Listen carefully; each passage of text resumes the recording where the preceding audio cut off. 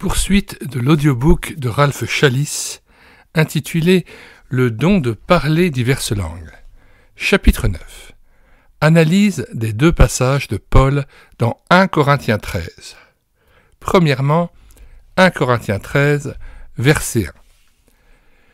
Darby traduit très littéralement du grec « Si je parle dans les langues des hommes et des anges, mais que je n'ai pas d'amour, je suis comme un airain qui résonne ou comme une cymbale retentissante. » Des langues angéliques ? Point d'interrogation. Combien de fois j'ai entendu dire que les langues inintelligibles de la glossolalie sont celles des anges ? Point d'exclamation. Pourtant, la Bible ne nous dit absolument rien de langue angélique. Nous ne savons pas par quel moyen Dieu communique sa pensée aux anges, ni comment les anges se comprennent entre eux. Personnellement, je pense que les démons, comme également les anges de Dieu, peuvent souvent lire la pensée d'un homme sans qu'il ouvre la bouche. Quant à eux, ils n'ont certainement pas besoin d'une articulation qui dépende d'une langue physique ou des dents ou des cordes vocales. Pourquoi Dieu voudrait-il employer une langue angélique entre guillemets ou céleste entre guillemets dans ses rapports personnels avec nous, ses enfants ? Chaque fois qu'il a voulu parler aux hommes dans la Bible, au lieu d'employer une langue extraterrestre entre guillemets, il a choisi de parler en langue connue. Il s'est exprimé d'abord aux patriarches et à Israël en hébreu, qui était leur langue maternelle, et ensuite aux nations en grec, la langue internationale de l'époque. Outre cela, il daigne parler encore aujourd'hui, mais sans garantir une inspiration verbale infaillible, par la bouche des prédicateurs de l'Évangile et de ses enfants dans le monde entier. Et pour cela, il emploie une foule de langues purement humaines. Mais la notion très courante aujourd'hui que Dieu tient spécialement à nous parler ou à nous écouter en langue d'ange entre guillemets est une supposition entièrement gratuite. La Bible ne nous donne en fait aucun enseignement, aucun éclaircissement sur cette question. L'unique mention dans toute l'écriture de l'expression « langue des anges » entre guillemets est celle que nous avons ici sous les yeux.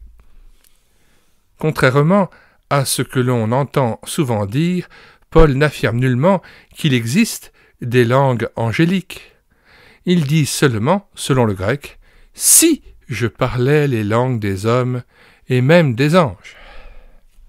Même entre parenthèses. Pour lui, c'est une supposition qui a la même valeur que les autres, comme par exemple « si je livrais mon corps pour être brûlé ». Il ne s'agit que d'une hypothèse qui étaye son argument et non d'une affirmation. Or, il est impossible de bâtir une doctrine sur une hypothèse, sur un simple « si ».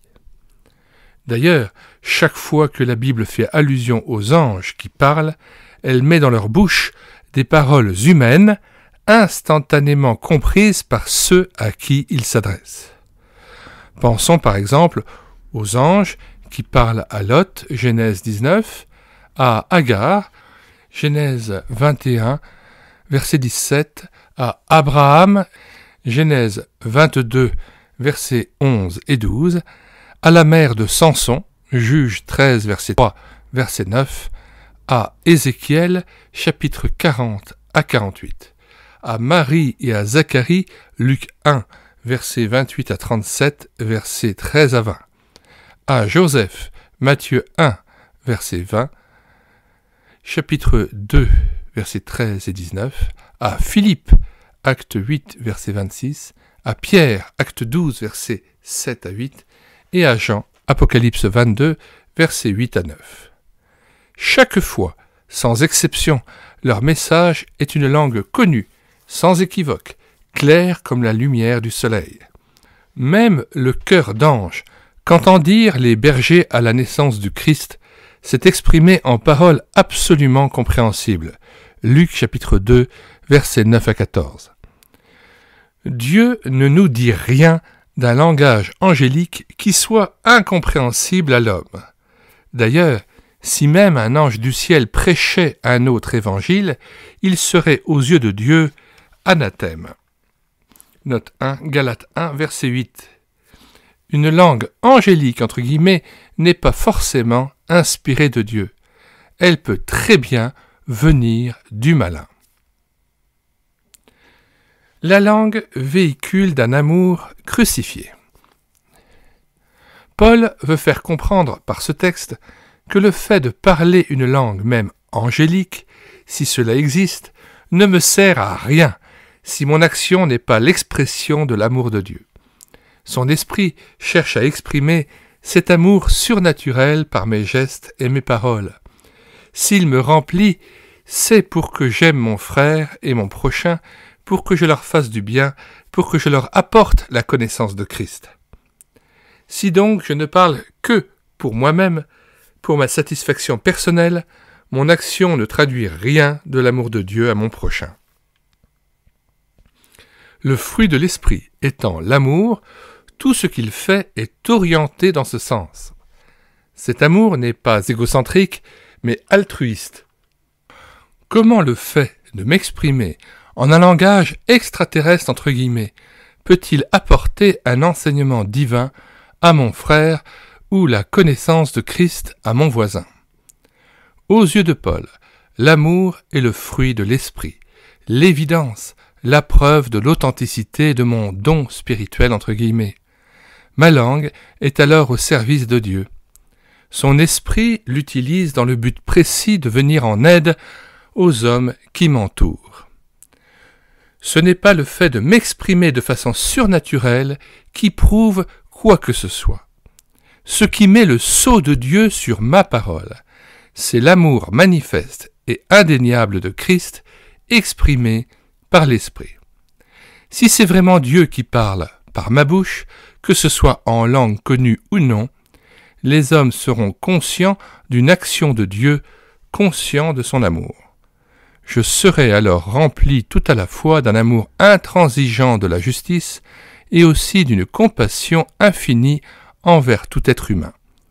Cet amour n'est ni sentimental, ni aveugle, ni flou. Il est celui que nous voyons en Christ crucifié. Nous reconnaîtrons donc le véritable don des langues par son mobile et par son fruit, c'est-à-dire par son résultat. Dans ce témoignage de l'Esprit, il n'y aura aucun élément de doute ou d'équivoque. Il sera aussi évident que les événements du chapitre 2 des Actes, où les hommes comprirent, furent convaincus, écoutèrent l'Évangile et acceptèrent Christ comme Seigneur et Sauveur. Le miraculeux ne prouve rien. J'ai dit antérieurement que le fait de parler de façon surnaturelle, même dans une langue humaine authentique, ne prouve rien en lui-même, car les agents de Satan en font autant. Le parler en langue entre guillemets est un phénomène bien connu parmi ses adeptes à travers le monde. Il apparaît dans le mysticisme des religions orientales comme ailleurs dans l'animisme. En Occident, il est pratiqué dans les milieux spirites ainsi que par plusieurs sectes bizarres. C'était en outre un phénomène bien connu des religions païennes de l'Antiquité. Certains cas frappent par leur actualité. J'ai appris qu'une missionnaire anglaise, il y a quelques années, fut appelée auprès d'une femme possédée. Cette femme ne connaissait que sa langue maternelle, l'arabe. Mais elle s'est retournée contre la servante de Dieu et lui a dit en un anglais parfait « What are you doing here? All our leaders are now in Europe. » Ce qui signifie « Que fais-tu ici?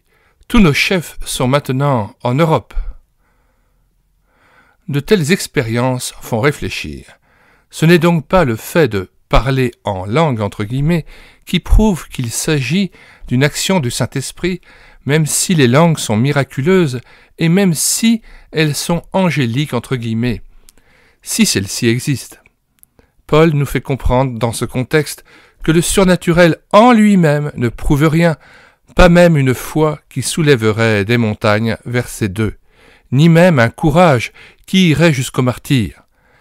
La marque de l'authenticité divine d'une parole ou d'une action se traduit en réalité par cet amour divin qui nous est révélé par Jésus-Christ et que Paul définit dans les versets suivants. Note 1 Corinthiens 13, versets 4 à 8. Pour une analyse de ce passage, voire explosion de vie, chapitre 2, nous lisons donc 1 Corinthiens 13, versets 4 à 8. La charité est patiente, elle est pleine de bonté.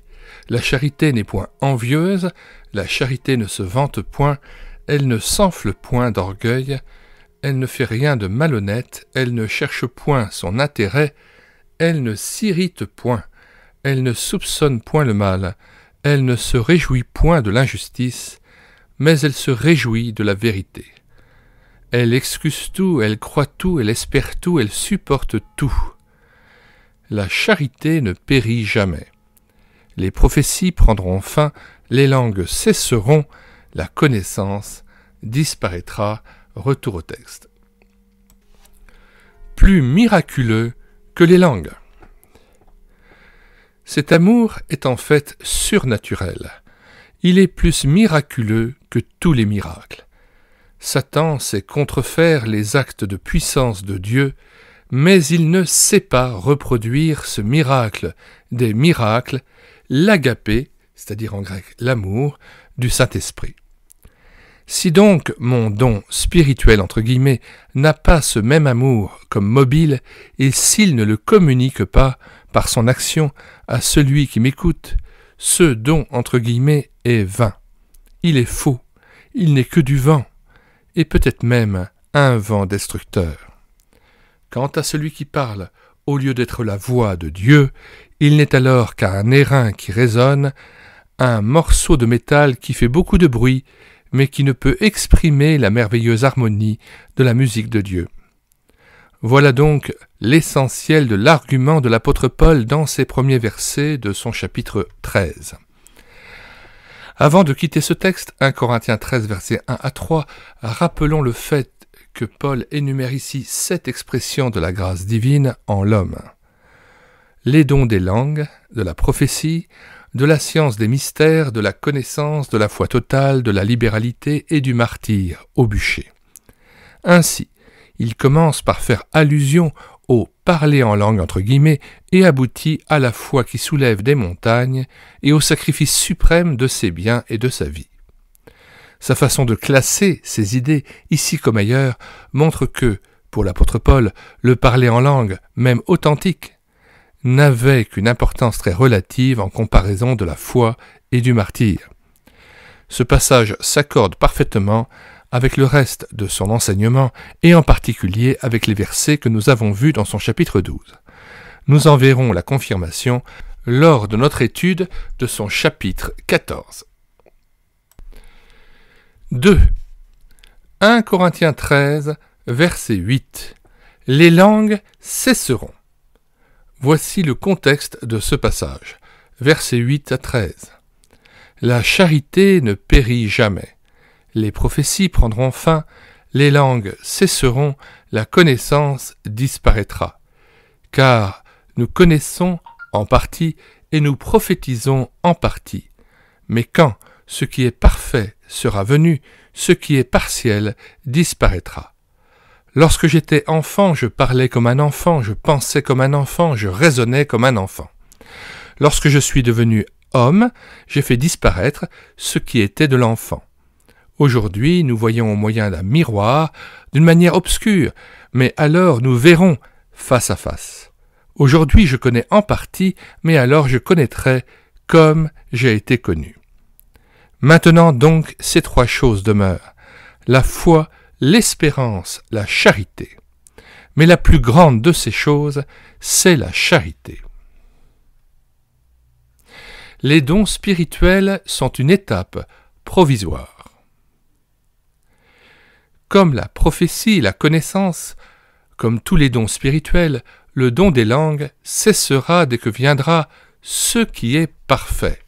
note 1, verset 10. Lorsque nous verrons face à face, entre guillemets, la confusion de Babel qui a divisé la race humaine en groupes linguistiques qui ne se comprennent pas, disparaîtra dans l'éclat de la gloire de Christ.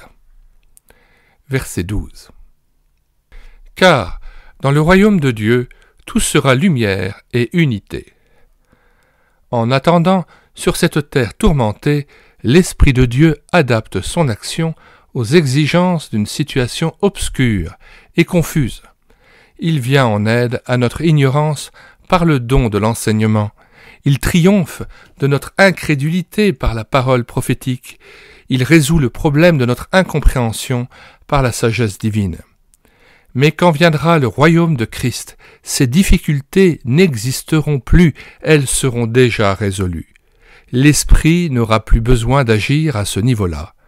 Nous serons dans la lumière absolue, face à face avec notre Sauveur. Paul nous apprend par ce passage que les dons spirituels ne représentent qu'une étape provisoire de notre existence. Ils ne sont pas un but, mais un moyen. Nous devons fixer notre regard sur un horizon plus lointain. Dans le royaume de Dieu, tout sera lumière et il n'y aura qu'une seule loi, l'amour. Même les dons de l'esprit, qui occupent à présent tant de place dans notre pensée, ne sont en fait qu'une expression passagère de cet amour. C'est pourquoi, sans l'amour, ces dons n'ont aucun sens, ils ne sont rien, alors que le vrai amour est aussi permanent que Dieu, puisque Dieu est amour. Or, comme nous venons de le dire, la manière dont l'Esprit exprime cet amour est adaptée aux exigences de la situation. À présent, dans ce monde plein d'ignorance, de haine, de confusion, l'Esprit veut témoigner de l'amour de Dieu manifesté en Christ, et il le fait par l'action de ses dons. Il enseigne Christ, il le révèle prophétiquement aux croyants. Il atteint par l'Évangile même ceux qui n'ont pas de langage spirituel et dont le cœur est voilé par la confusion de Babel. Il se sert des vrais enfants de Dieu comme ses instruments afin de communiquer Christ au monde perdu. Pourtant, quand viendra ce qui est parfait entre guillemets, l'Esprit n'aura plus besoin de nous enseigner la connaissance de Dieu, car nous connaîtrons déjà comme nous avons été connus. Verset 12. Il n'aura plus besoin de nous exhorter, car notre cœur sera délivré de sa tendance pécheresse. Il n'aura plus besoin de s'exprimer en diverses langues, car une seule langue nous unira tous dans une compréhension sans équivoque. Verset 2. Ce qui est parfait, entre guillemets, quand est-ce ? Or, ce jour n'est pas encore venu. Nous attendons toujours ce qui est parfait, entre guillemets. Certains chrétiens interprètent cependant cette phrase « quand ce qui est parfait sera venu », de manière à l'identifier à la clôture de l'époque apostolique, dès l'achèvement de la révélation écrite du Nouveau Testament. Ce point de vue amène à l'affirmation que les langues ont en fait cessé vers la fin du 1er siècle de notre ère. Avant cela, nous dit-on, l'Église dépendait des révélations orales des prophètes pour son instruction, alors que, une fois les Écritures complétées, ce besoin n'a plus existé. Donc, le don de prophétie est maintenant périmé et celui des langues également. Note 1. On comprend assez facilement que, faute d'une parole écrite, le don de prophétie soit, à l'époque apostolique, particulièrement utile ou nécessaire à l'Église. Il est pourtant difficile de concevoir de quelle manière le don des langues pouvait remplacer la parole écrite si elle demeurait incompréhensible. Tout dépendrait alors de l'inspiration verbale de l'interprète. Point d'exclamation. Il serait plus logique de croire que les jeunes églises apostoliques s'édifiaient, comme nous, essentiellement de la parole de Dieu. Dans presque toutes les églises de l'époque, il y avait quelques juifs convertis qui apportaient à la communauté leur connaissance de l'Ancien Testament. Nous savons en outre que les apôtres apprenaient aux nouveaux disciples l'essentiel des enseignements de Jésus. Matthieu 28, verset 20, Luc 1, verset 1 à 4, 2 Thessaloniciens 2, verset 15, etc. il est certain que le contenu des évangiles était largement connu dans l'Église primitive. Il est également incontestable que les épîtres apostoliques, y compris celles de Paul, ont circulé très librement parmi les églises primitives. Voir Colossiens 4, verset 16, 1 Pierre 1, verset 1, 2 Pierre 3, verset 15 à 16, etc. De même que nos frères aujourd'hui dans les pays de l'Est maintiennent leur foi en s'appuyant sur la parole de Dieu malgré une carence épouvantable de Bible, ainsi les églises primitives se défendaient en utilisant au maximum les écrits qui étaient à leur disposition. Retour au texte. Avec reprise de la phrase précédente en vue d'une meilleure compréhension. Avant cela, nous dit-on, l'Église dépendait des révélations orales des prophètes pour son instruction, alors que, une fois les Écritures complétées, ce besoin n'a plus existé, donc le don de prophétie est maintenant périmé, et celui des langues également. Cette interprétation attrayante pour ceux qui ne voient pas l'utilité du don des langues présente pourtant des difficultés insurmontables. D'abord, comme nous l'avons dit, ce qui est parfait entre guillemets n'est pas encore venu. Nous attendons encore de voir face à face entre guillemets. Or, en ce jour-là, la connaissance elle-même aura disparu entre guillemets. Pourtant, de toute évidence, la connaissance n'a pas disparu. Elle nous est transmise essentiellement par le don de l'enseignement, et celui-ci constitue une partie indispensable de l'équipement spirituel de l'Église. Nous en avons terriblement besoin. Que Dieu garde la connaissance de disparaître tant que Christ ne sera pas revenu. Il serait peut-être nécessaire de préciser que la connaissance entre guillemets dans ce contexte ne peut pas signifier connaissance de la personne de Dieu entre guillemets, car celle-ci, dans le cas du vrai croyant, ne disparaîtra pas. Au contraire, elle atteindra son comble dans la nouvelle création. Paul entend ici le don de connaissance ou d'enseignement, car il juxtapose ce mot au don de prophétie et de langue, même si ce dernier n'est pas mentionné au verset 9. Or, le don de connaissance disparaîtra une fois que l'Église sera unie à son époux divin. Je pense que le seul trésor que nous pourrons garder pour ce jour-là sera précisément la connaissance que nous aurons acquise de Dieu en personne. Celle-ci ne disparaîtra pas. Le don du prophète est tout aussi actuel et nécessaire à l'Église que le don de connaissance entre guillemets. Si nous n'entendons que peu souvent le message prophétique, cela n'est pas dû à son anéantissement par la volonté de Dieu, mais plutôt à l'incrédulité de l'Église. Paul insiste beaucoup sur la nécessité de ce don. Note 1. Voir ci-après une esquisse de définition du rôle du prophète dans l'Église. Autre difficulté insurmontable à cette interprétation ci-dessus mentionnée, une autre difficulté soulevée par la thèse que, selon ce passage, les langues ont cessé, provient du fait que Paul, ici, se sert du pronom « nous ». Il est évident que la connaissance, entre guillemets, dont les écrits du Nouveau Testament représentent le comble, a été communiquée par les apôtres eux-mêmes, et en particulier par Paul. Or, Paul ne fait pas de distinction au verset 12 entre lui-même et les autres chrétiens. Lui, comme eux, ne voit toujours qu'au moyen d'un miroir, d'une manière obscure, il avoue qu'il ne connaît qu'en partie.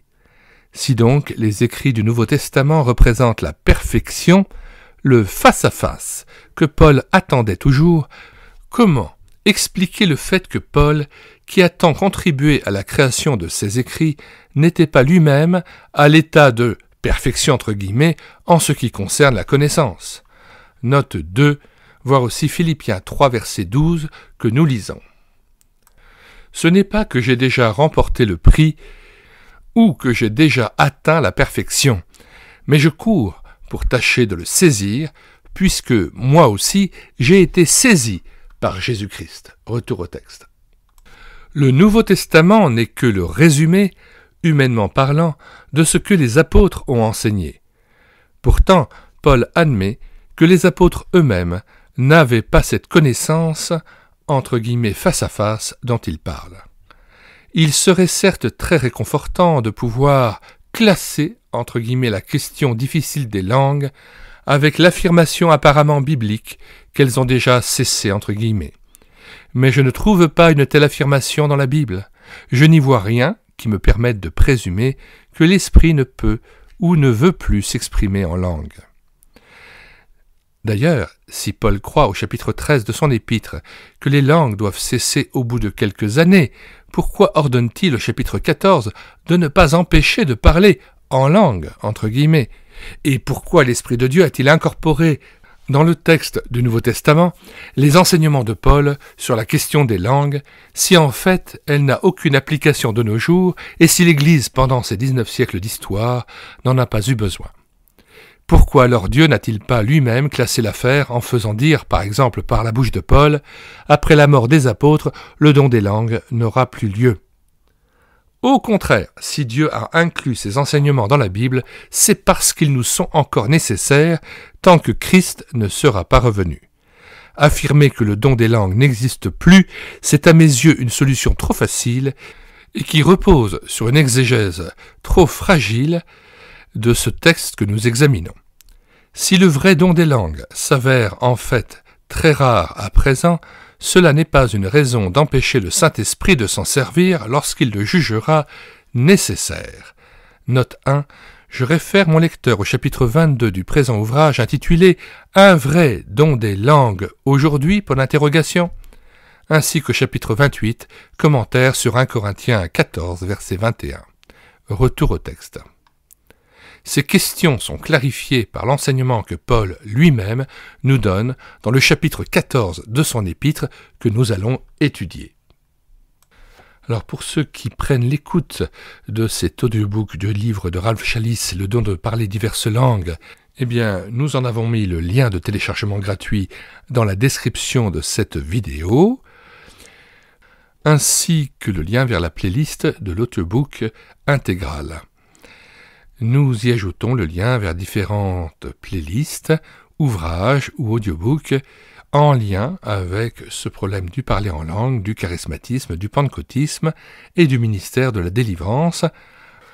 En effet, nous vous recommandons vivement l'ouvrage de Georges Birch, Le ministère de la délivrance, et la lecture du chapitre 8 sur le test ou la mise à l'épreuve du parler en langue, mise à l'épreuve ordonnée par Jean, dans 1 Jean chapitre 4, versets 1 à 6.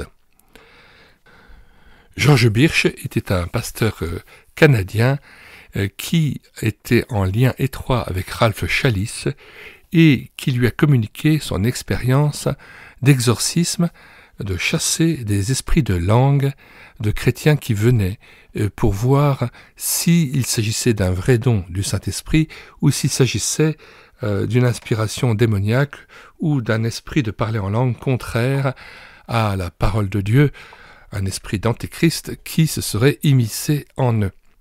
Et à chaque fois qu'il a testé l'esprit de langue, eh bien il s'est avéré que cet esprit de langue ne confessait pas Jésus-Christ venu en chair.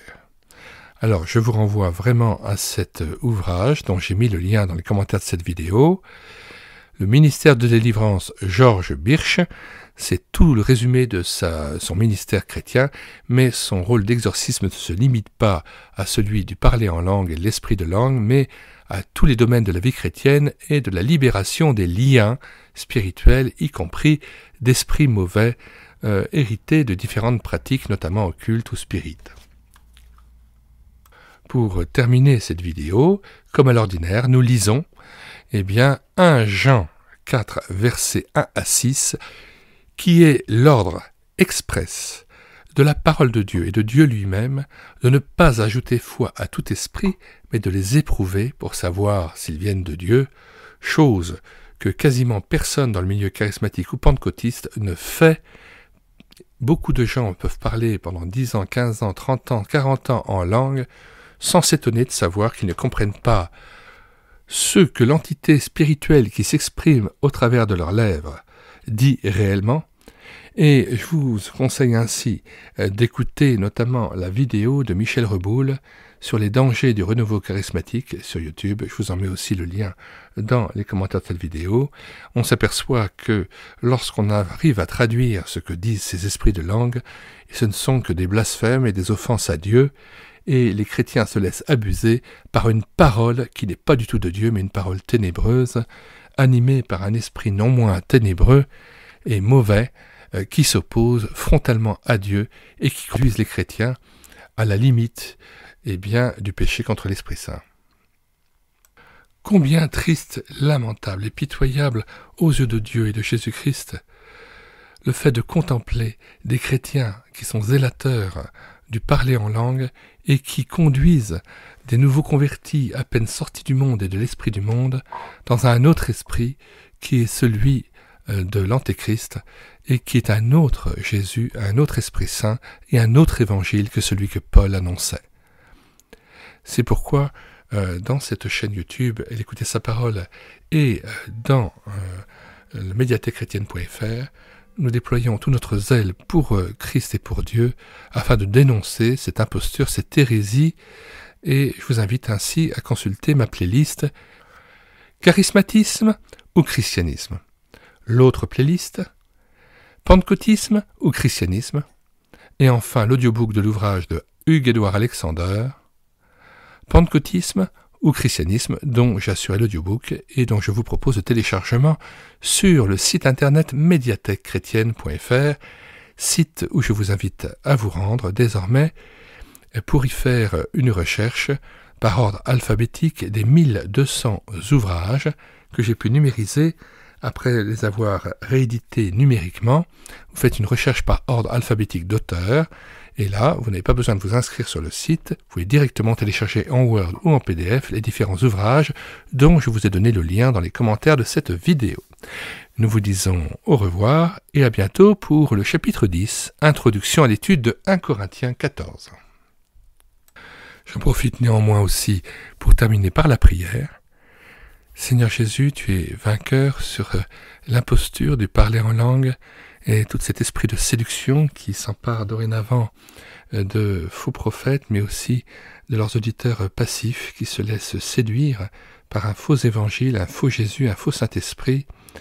Permets que ta lumière puisse jaillir dorénavant et que plusieurs des personnes qui parlent en langue aient l'honnêteté devant Dieu d'éprouver l'esprit par lequel ils s'expriment afin de savoir s'il vient de Dieu. Amen.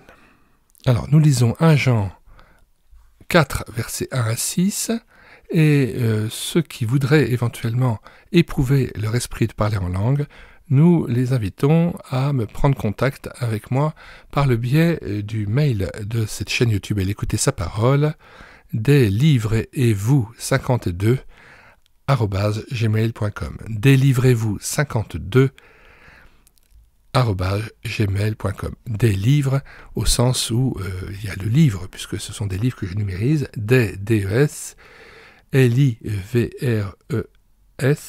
et vous, ETVOUS, 52 @gmail.com. Lecture de 1 Jean 4, versets 1 à 6. Bien-aimés, n'ajoutez pas foi à tout esprit, mais éprouvez les esprits pour savoir s'ils sont de Dieu, car plusieurs faux prophètes sont venus dans le monde. Reconnaissez à ceci l'Esprit de Dieu. Tout esprit qui confesse Jésus-Christ venu en chair est de Dieu. Et tout esprit qui ne confesse pas Jésus n'est pas de Dieu. C'est celui de l'Antéchrist, dont vous avez appris la venue et qui maintenant est déjà dans le monde. Vous, petits enfants, vous êtes de Dieu, et vous les avez vaincus parce que celui qui est en vous est plus grand que celui qui est dans le monde. Eux, ils sont du monde, c'est pourquoi ils parlent d'après le monde, et le monde les écoute. Nous, nous sommes de Dieu.